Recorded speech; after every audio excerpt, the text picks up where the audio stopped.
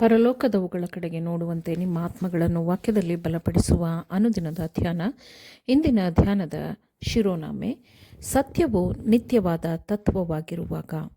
ಈ ದಿನದ ಸತ್ಯವೇದದ ವಾಕ್ಯ: ಕರ್ತನಿಗೆ ಯೋಗ್ಯರಾಗಿ ನಡೆದು ಎಲ್ಲ ವಿಧದಲ್ಲಿ ಆತನನ್ನು ಸಂತೋಷಪಡಿಸುವವರಾಗಿರಬೇಕೆಂತಲೂ ನೀವು ಸಕಲ ಸತ್ಕಾರ್ಯವೆಂಬ ಫಲವನ್ನು ಕೊಡುತ್ತಾ ದೇವರ ಜ್ಞಾನದಲ್ಲಿ ಅಭಿವೃದ್ಧಿಯಾಗುತ್ತಿರಬೇಕೆಂತಲೂ ನಾನು ಆಶಿಸುತ್ತೇನೆ. ಕೊಲೋಸೆಯವರಿಗೆ 1ನೇ ಅಧ್ಯಾಯ 10ನೇ ವಚನ. ದೇವರ ವಾಕ್ಯದಲ್ಲಿ ಪ್ರಕಟವಾಗಿರುವ ಸತ್ಯವು ಜೀವಂತವಾದ ನಿತ್ಯವಾದ ತತ್ವವಾಗಿದೆ. ಅನೇಕರ ಮಧ್ಯದಲ್ಲಿ ಪ್ರಭಾವವೆಂದು ಇದನ್ನು ಪರಿಗಣಿಸಬಾರದು, ಆದರೆ ಎಲ್ಲ ಇತರರ ಮೇಲೆಯೂ ಇರಿಸಲ್ಪಟ್ಟಿರುವಂಥದ್ದು ಎಂದು ಸತ್ಯವನ್ನು ನೋಡಬೇಕು. ಎಲ್ಲಿಯವರೆಗೆ ಇಡೀ ಜೀವಿಯು ಪರಿಪೂರ್ಣ ಮಾದರಿಯ ಸ್ವರೂಪಕ್ಕೆ ಸೇರಿರುತ್ತದೋ ಅಲ್ಲಿಯವರೆಗೆ ಸತ್ಯವು ಜೀವನ ಮತ್ತು ನಡವಳಿಕೆಯ ಮೇಲೆ ಬಲವನ್ನು ಪ್ರಭಾವವನ್ನು ಬೀರುತ್ತದೆ ಮತ್ತು ಮಾನವ ಕಾರ್ಯಭಾರಿಯು ಯೇಸು ಕ್ರಿಸ್ತನಲ್ಲಿ ಪರಿಪೂರ್ಣನಾಗುತ್ತಾನೆ. ಆದುದರಿಂದ ನೀವು ಕರ್ತನಾದ ಯೇಸುವೆಂಬ ಕ್ರಿಸ್ತನನ್ನು ಅಂಗೀಕರಿಸಿದಂತೆಯೇ ಆತನಲ್ಲಿದ್ದವರಾಗಿ ನಡೆದುಕೊಳ್ಳಿರಿ. ಸ್ವಾರ್ಥದಲ್ಲಿ ನಡೆಯುವುದಲ್ಲ ಅಥವಾ ಮನುಷ್ಯರ ಚಿಂತನೆಗಳ ಪ್ರಕಾರ ನಡೆಯುವುದಲ್ಲ. ಆತನಲ್ಲಿ ಬೇರೂರಿಕೊಂಡು ಭಕ್ತಿ ವೃದ್ಧಿಯನ್ನು ಹೊಂದಿ ನಿಮಗೆ ಬೋಧಿಸಲ್ಪಟ್ಟ ಉಪದೇಶದ ಪ್ರಕಾರವೇ ಕ್ರಿಸ್ತ ನಂಬಿಕೆಯಲ್ಲಿ ನೆಲೆಗೊಂಡು ದೇವರಿಗೆ ಹೆಚ್ಚೆಚ್ಚಾಗಿ ಸ್ತೋತ್ರ ಮಾಡುವವರಾಗಿರಿ.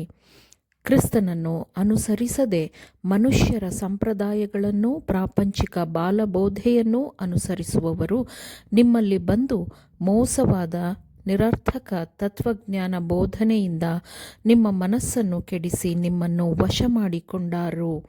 ಎಚ್ಚರಿಕೆಯಾಗಿರ್ರಿ.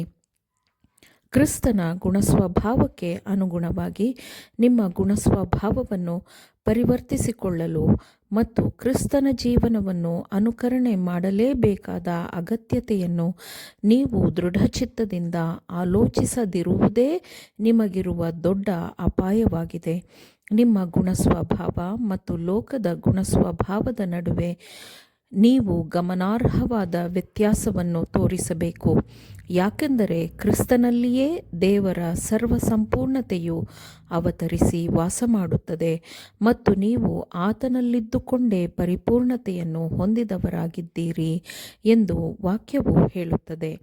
ಕ್ರಿಸ್ತನ ಶಿಷ್ಯರೆಂದು ಹೇಳಿಕೊಳ್ಳುವ ಎಲ್ಲರ ಗುಣಸ್ವಭಾವದ ಮೂಲಕ ಕ್ರಿಸ್ತನ ಕೃಪೆ ಮತ್ತು ಸುಂದರತೆಯು ನಮ್ಮ ಲೋಕಕ್ಕೆ ಸರಿಯಾಗಿ ಪ್ರತಿನಿಧಿಸಲ್ಪಡಲು ಇರುವ ಏಕೈಕ ಮಾರ್ಗವೆಂದರೆ ಅದು ನಮ್ಮನ್ನು ಆಳಲು, ನಮಗೆ ಮಾರ್ಗದರ್ಶನ ನೀಡಲು, ನಮ್ಮ ಜೀವನವನ್ನು ನಿಯಂತ್ರಣದಲ್ಲಿಡಲು ನಮಗೆ ವೈಯಕ್ತಿಕವಾಗಿ ಬೇಕಾಗಿರುವ ಸತ್ಯವೇದದ ಶ್ರೇಷ್ಠವಾದ ಸತ್ಯಗಳ ಮೂಲಕ ಮಾತ್ರವೇ ಆಗಿದೆ.